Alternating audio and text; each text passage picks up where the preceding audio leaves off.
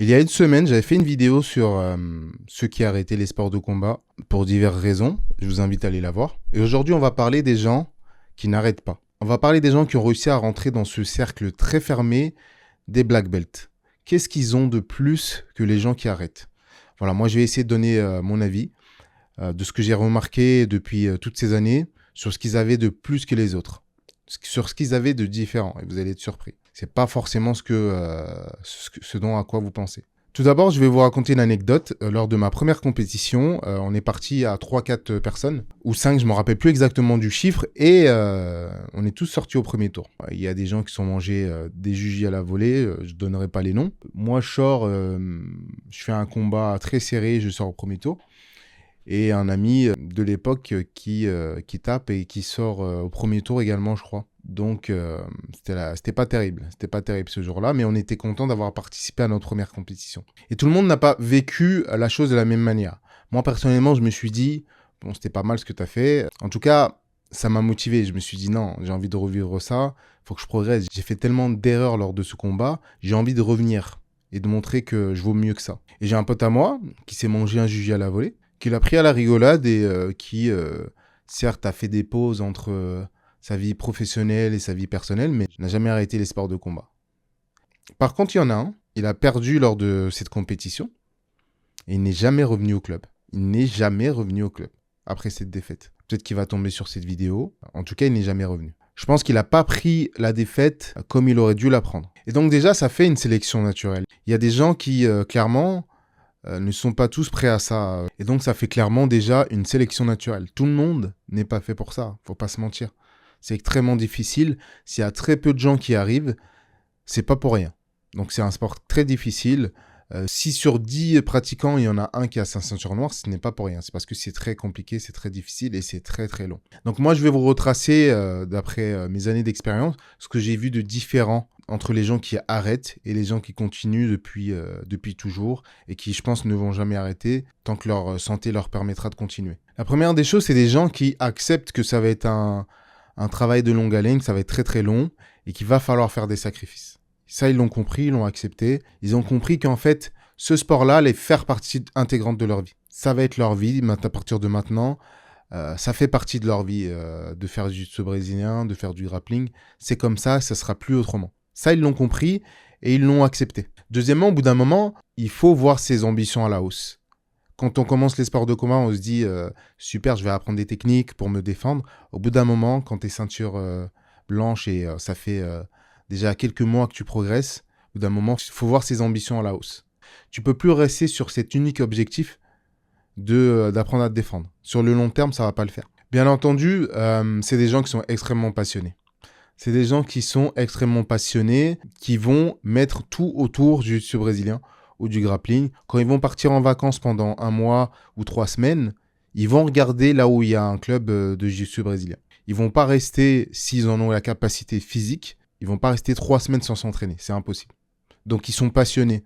Et ils mettent tout autour de ça. Ça, on va en revenir à la suite de la vidéo. Donc, c'est des gens qui sont autodisciplinés, c'est-à-dire que le coach va montrer une technique. Si la technique n'a pas été super bien maîtrisée, ou même si elle est maîtrisée, ils vont continuer à travailler sur la technique. Quand il y a des jours fériés, ils sont dans les fitness parks, sur les tatamis, en train de s'entraîner. Donc, il y a une autodiscipline. Il n'y a pas que la discipline de l'environnement de travail, de la salle, du dojo, etc.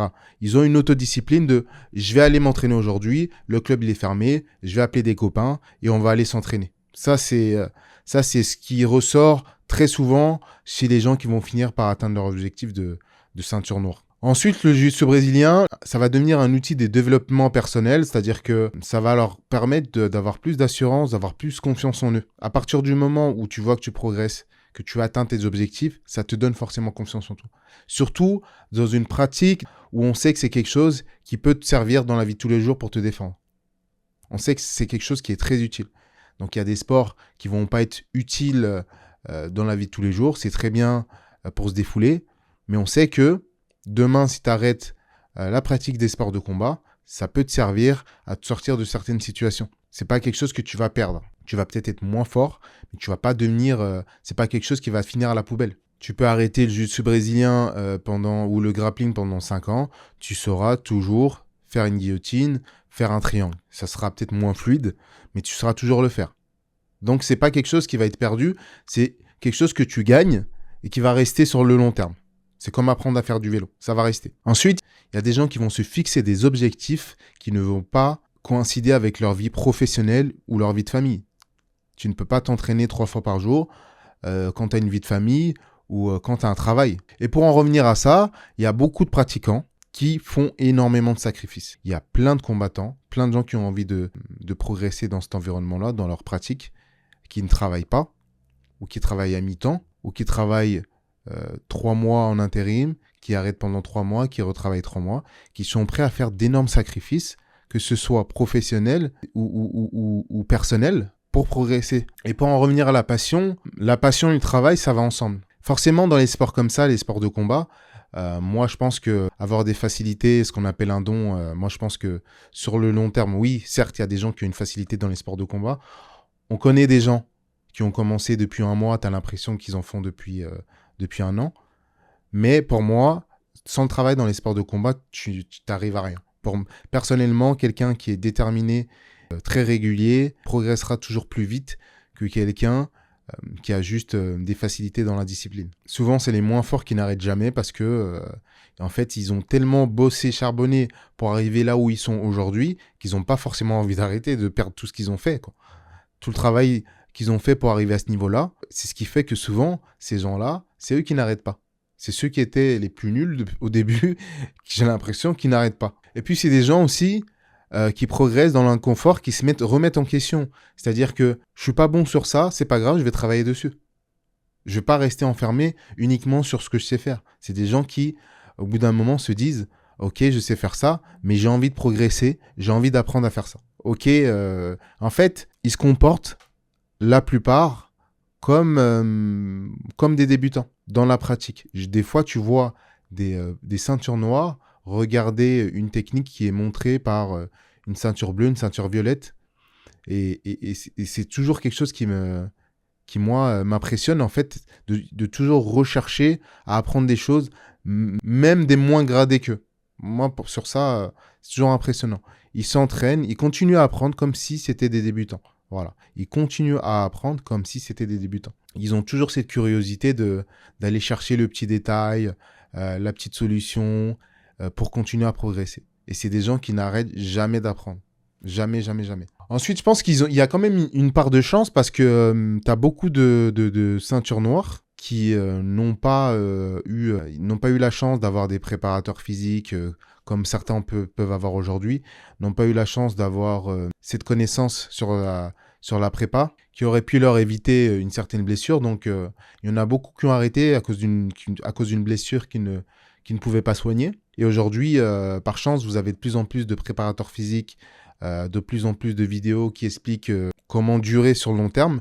Et il y a beaucoup de ceintures noires ou beaucoup de gradés qui ont arrêté parce qu'ils sont blessés, très, très gravement blessés. Et il y a beaucoup de ceintures noires qui malheureusement ne peuvent plus s'entraîner parce qu'ils n'ont pas su écouter leur corps. Donc, ils ont eu de la chance de pouvoir arriver à ce niveau-là sans être obligés de s'arrêter de s'entraîner. Mais si j'ai un conseil pour la nouvelle génération, écoutez votre corps. D'ailleurs, je vais sortir des vidéos si ça vous intéresse sur la préparation physique pour vous aider à ne pas reproduire certaines erreurs.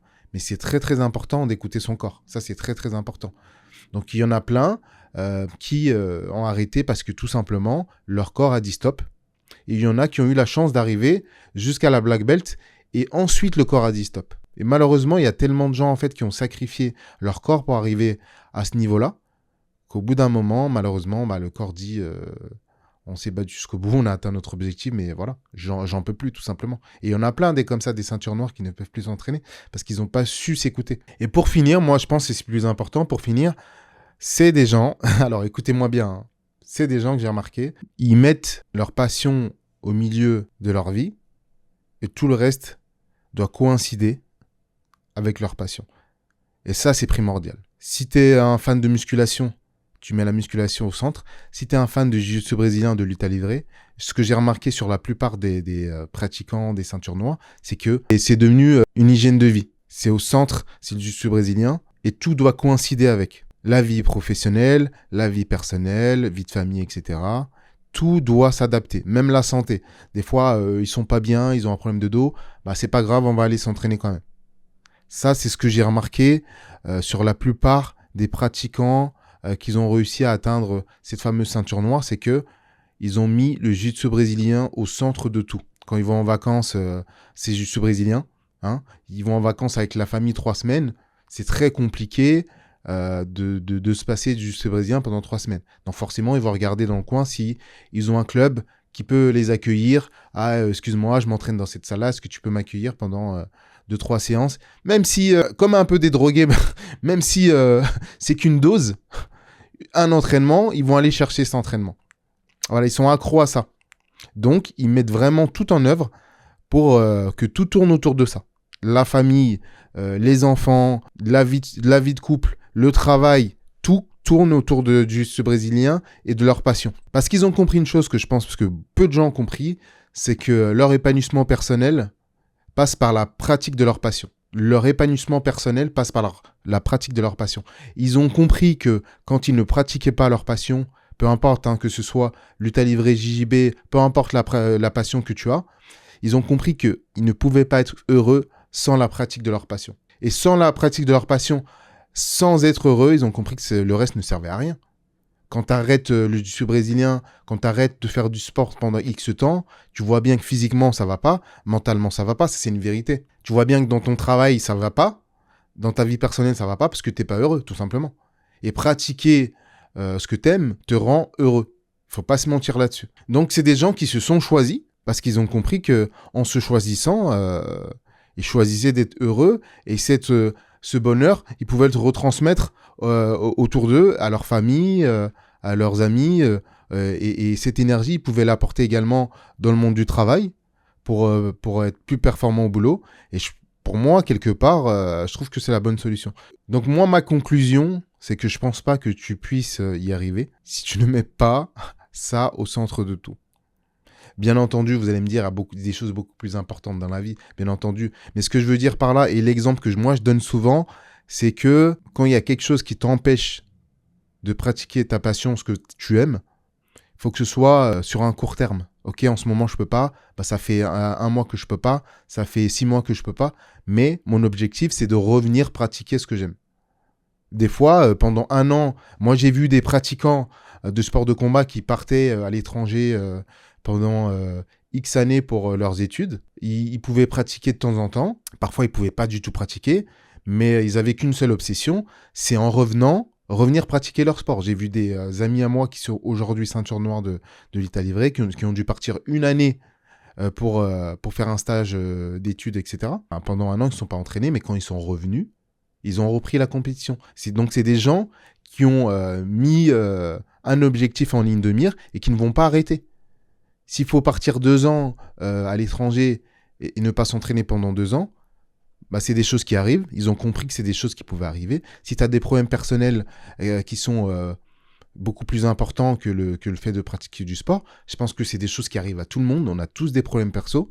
Mais si tu as cet objectif-là, tant que tu as la santé qui te permet de continuer à pratiquer ta passion, il ne faut pas se dire que c'est bon, ça fait 1 an, c'est fini, je ne reviendrai plus. Moi, j'ai vu des gens arrêter pendant 3 ans et revenir pour atteindre un objectif, c'est-à-dire avoir leur ceinture noire. J'ai vu des gens arrêter entre la violette et la noire. J'ai vu des gens arrêter 3 ans après la violette, reprendre 3 ans après et finir par avoir leur ceinture noire. Donc on a tous nos difficultés dans la vie, mais peu importe le temps que ça prend, il faut se donner pour objectif de revenir pour atteindre cet objectif de progrès et de ceinture noire si ça fait partie de votre objectif. Mais la ceinture noire, ça ne doit pas être le seul objectif. Si la ceinture noire, c'est votre unique objectif, vous allez être trop impatient, vous allez être très très souvent déçu. Donc, il ne faut pas que ce soit l'unique objectif. Vous pouvez l'avoir en tant qu'objectif, mais l'unique, non. Non, c'est pas possible. L'objectif, avant tout, c'est de progresser. Et après, ça suivra. Mais bon, on refera une vidéo sur ça. Bon, les amis, c'était tout pour aujourd'hui. Je vous souhaite une bonne journée et on se dit à ciao pour une prochaine vidéo.